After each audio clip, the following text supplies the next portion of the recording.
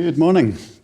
That's me, Stephen Alexander. My role, unlike the other thematic NCPs, is I have a sort of horizontal role right across Horizon 2020, effectively providing advice and participation on Horizon 2020 and indeed all the sort of legacy Framework 7 projects that are out there.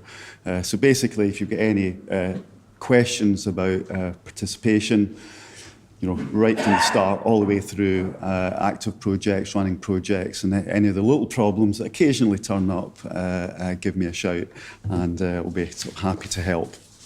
Going to say a few words about where we stand with Brexit today. Arguably, there's not a great amount that can be said that probably you don't know about. I guess a lot of the devil is in the detail as always, so happy to take any questions on that. So really just want to say a little bit about where we stand with Brexit, where we will stand as a third country participant in Horizon 2020. So first of all, I guess the good news.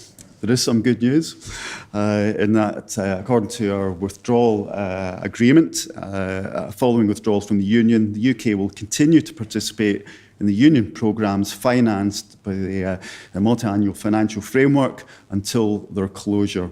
So, in effect, the plan is that UK will associate to Horizon 2020. So we will continue as normal to participate to the end of the programme, just as effectively as a member state. The only difference is we sort of effectively pay as we go. So there would be some arrangement where UK government would send a cheque to the EU every month or whatever. So this would cover our activities in the programme right to the end and cover the funding of all projects to their completion. So inevitably that means projects that would finish 2024, 2025. So in many cases, really pretty much business as usual. So the whole process of proposing, getting grants, getting funded and being paid for your project work by the EU would continue. But the slight elephant in the room, as always, is nothing is agreed until everything is agreed. And obviously, at the moment, you can't see a news article without this side of things being rather prominent. So we won't go into that. I'll leave it to everyone else to work out, where that is going. But in recognition of the fact that potentially there was always a no-deal scenario as a possibility. At quite an early stage, government announced that they would underwrite projects in Horizon 2020. So the commitment was to underwrite funding for all successful UK bids submitted before exit, even if they only were notified of their success sometime after March. And again, these projects would be underwritten, would be funded for the life of the projects. So that's been around for quite some time, reasonably well understood. Subsequently, government announced a post-EU exit guarantee. So in this case, covering the underwrite of projects that anyone applied to the EU for after March, and covering all projects that the UK is eligible to participate in. So effectively the same as the original underwrite. The only difference here is that post-exit there would be a number of areas of the programme where UK won't be eligible to participate.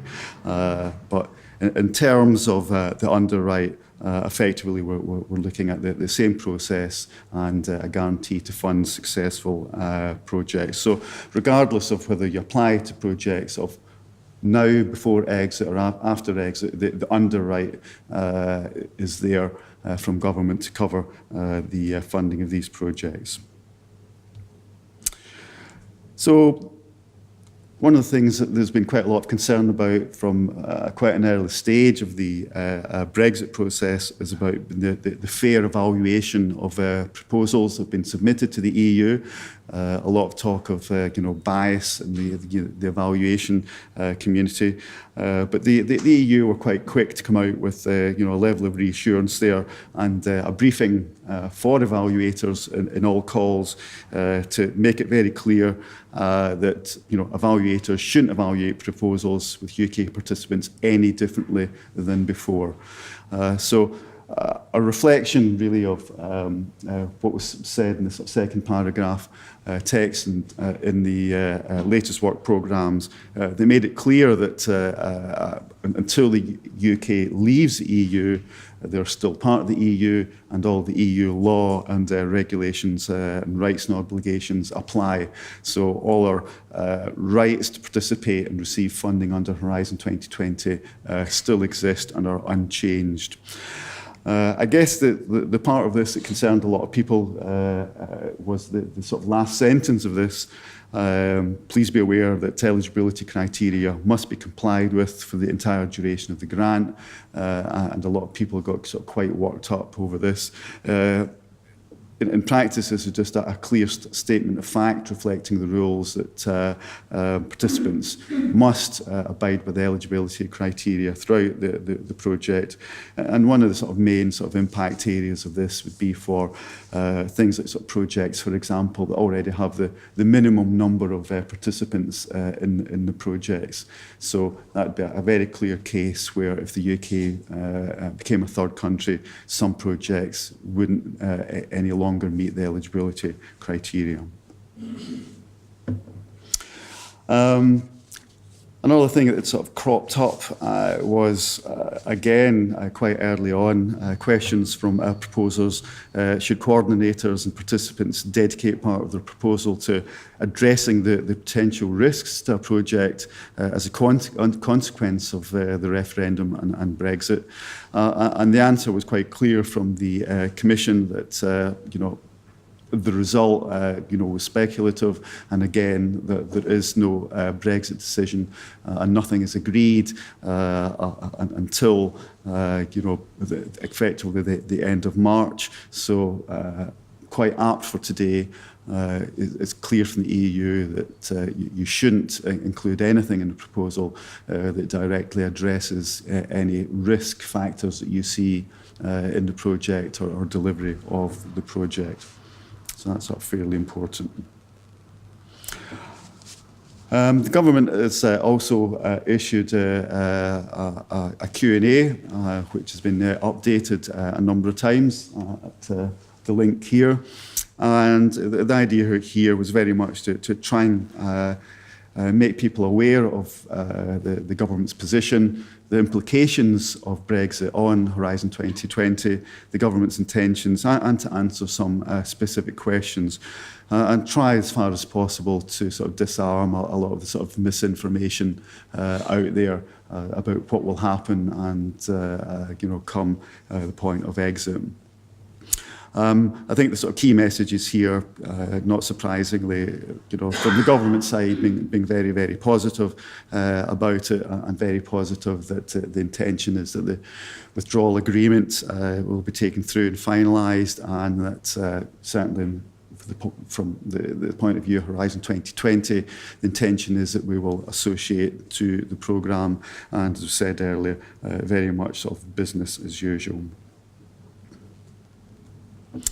So, in terms of sort of eligibility of projects, looking at potential no-deal scenario, where do we stand? So, for ongoing projects, in-flight projects, those are already have a grant agreement and are either at some point through their life cycle.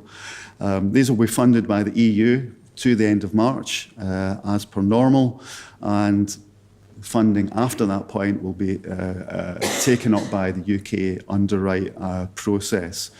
UK participants will participate as a third country, will still be beneficiaries to the EU's grant agreement. For any pre-exit applications that are subsequently successful after exit, well, The eligibility conditions don't change because they're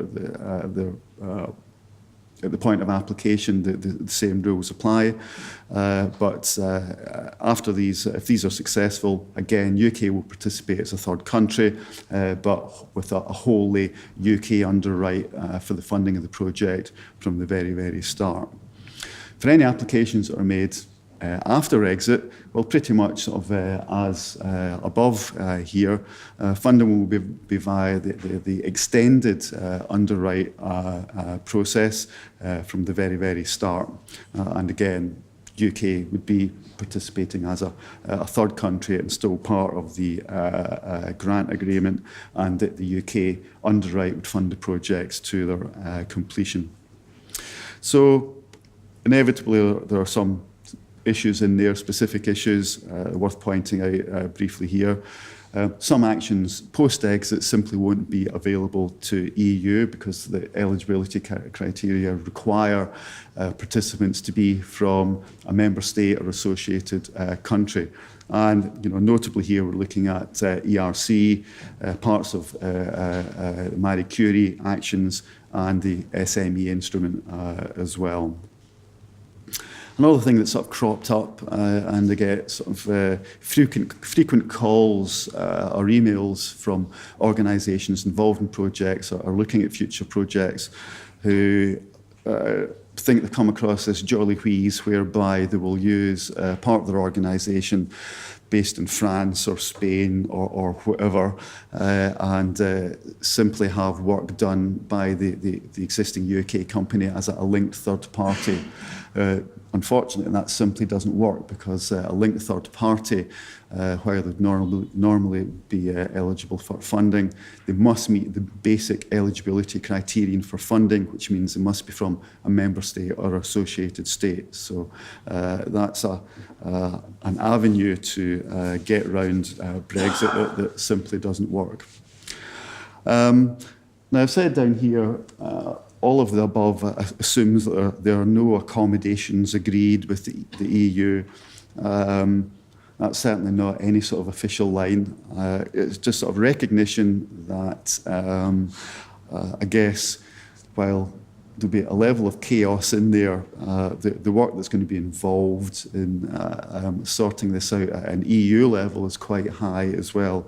And for pragmatic reasons, it's quite possible to see that some other arrangements could be agreed with the EU that makes everyone's life a little bit easier. And just to be clear, I have no inside information, no such things are being discussed, and just sort of being sensible and sort of having a little sort of look into the future. So overall, in terms of our ability to participate in Horizon 2020, we are free to participate as a third country across Horizon 2020 in the future.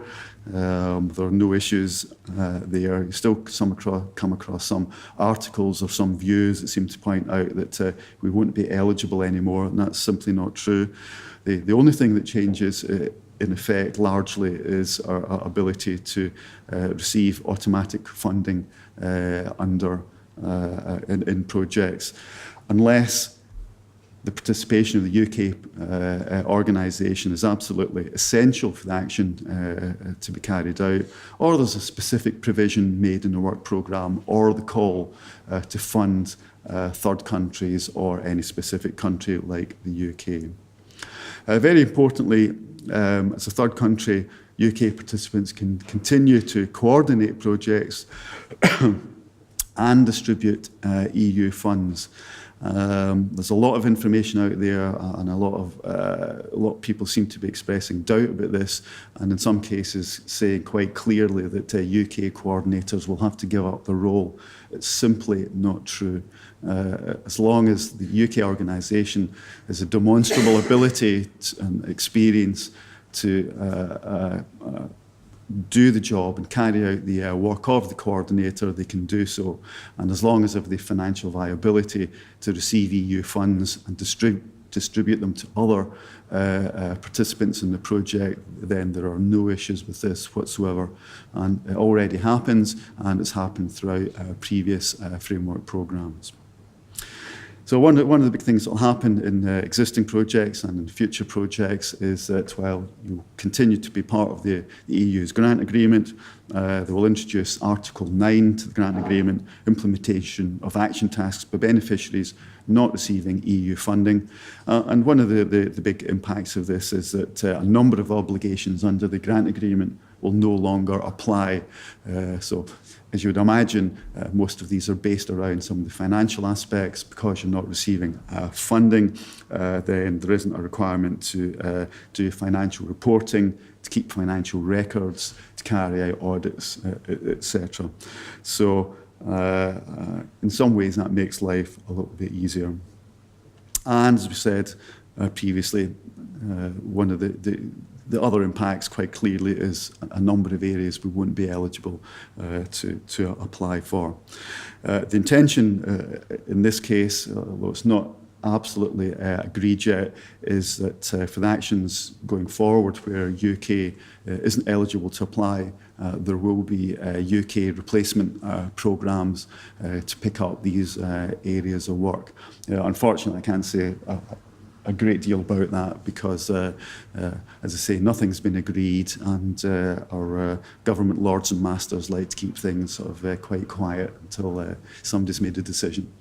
So, any particular questions on Brexit, I'm happy to take, or any general questions on Horizon 2020 participation, I'm happy to talk about. I'll be around over lunch. So on the last slide and the last point specifically relating to the SME instrument. Yeah. So when does that interpretation apply in terms of the timeline? Yeah. Because I've lost the context of when, which phase this is. Yeah.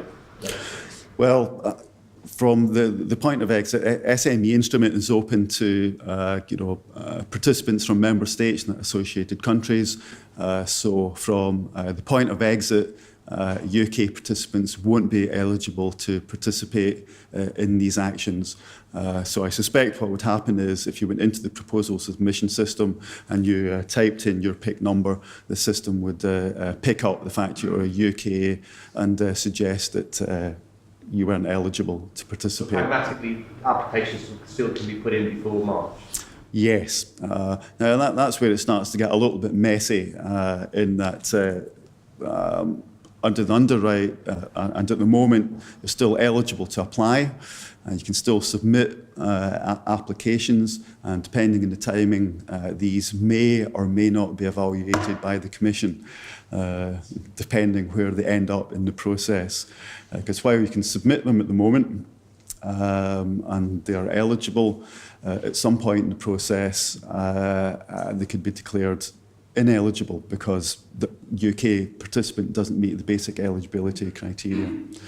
So you may get to the point where an SME instrument proposal is evaluated and is successful, in which case it would be underwritten by the government underwrite. You could submit a proposal that doesn't get to the evaluation process and is declared ineligible. And that circumstance, then it's likely that it would have to be resubmitted to a UK process and be evaluated at a UK level for a domestic replacement programme. So although there's a commitment to fund granted projects, the grey area comes in, you might come in a window where they decide not to evaluate. Yeah. And there's a whole bunch of other, possibilities around there, but it gets a little bit messy because of the precise timing of when things, get submitted and when evaluations are carried out.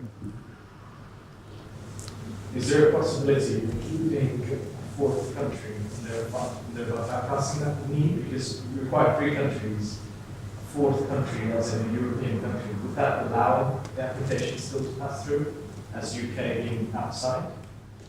For general collaborative projects, For general collaborative projects where the minimum requirement is 3 independent organisations from 3 member states, if there's a 4th partner, then that's fine.